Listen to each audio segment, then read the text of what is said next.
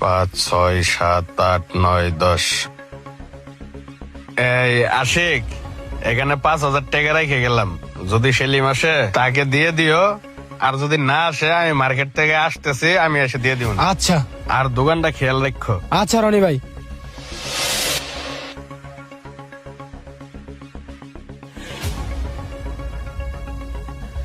এই আশিক, সেলিম কি আসছিল?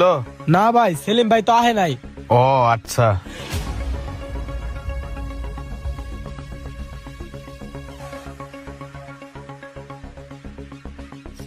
কিরে আশিক, টাকা 500 এনে কম কেন? টাকা 500 কম আমি কি জানি? তুই জানোস না মানে?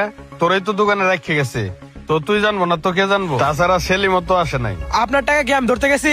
তুই টাকাটা নিছস, না হলে দোকানে কেউ নাই, টাকা কি হাওয়া হয়ে যাইবো? তোরে বলতাছি টাকা গুলা বাইর কর। আমি তো বলতাছি আমি টাকাটা নেই নাই। তাছাড়া আপনার শালা আইছিল, আপনার শালারে জিজ্ঞাসা করে দেন। আচ্ছা ঠিক আছে, আমার শালার আগে ফোন দেয়া জিজ্ঞেস করতেছি।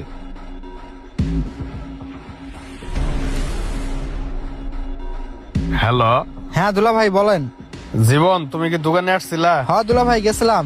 এই কেসের থেকে কি টাকা নিছো? না দুলা ভাই, আমি তো কোনো টাকা টুকা নেই। আচ্ছা ঠিক আছে। এই জীবন তো টাকা নেয় না, তাহলে টাকা গেল কই? আমি কি জানি টাকা গেল কই? আমি টাকা নেই নাই। বুঝলাম না, ও টাকা নেয় নাই, তুইও টাকা নেস নাই, তাহলে কি টাকার হাত পাওয়া আছে, হাঁটতে গেছে? আপনি কি আমার সুর ভাবতেছেন? এত সুর বাবার কি আছে? তুই তো চুরি করছো, তোরে ভালো ভালো কইতো সেই টাকা গুলা বাইর কর। যেখানে আমার চুরির অপবাদ দেওয়া হইব, এখানে আমি চাকরি করবো না। আমার বেতনটা ঠিকঠাক মতো দিয়ে দিয়েন।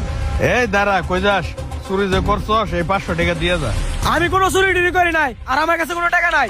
টাকা দিবি না, ভালো কথা, মনে রাখিস তোর বেতন থেকে এই 500 টাকা কেটে রাখবো। এন আপনি আমার বেতনটা কেটে রাখেন, আর ঠিকঠাক মতো আমার বেতনটা দিয়ে দিয়েন। চুরি কইরে আবার বড় বড় কথা কয়।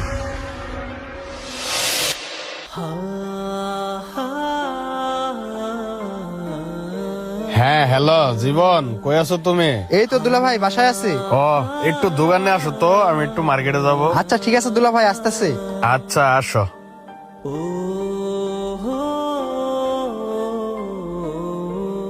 দুলা ভাই আইছি, কোথাও যাবেন নাকি আপনি? ও তুমি আইছো, আমি একটু মার্কেটে যাবো, ইমার্জেন্সি। আর কাস্টমার আসলে মাল ঢাল বিক্রি করো। দুলা ভাই আমি তো মালের রেট সম্পর্কে জানি না, তো কাস্টমার যদি আসে আমি কোনটা কত প্রাইসে বেচবো?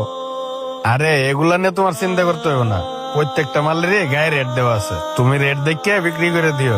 বসো।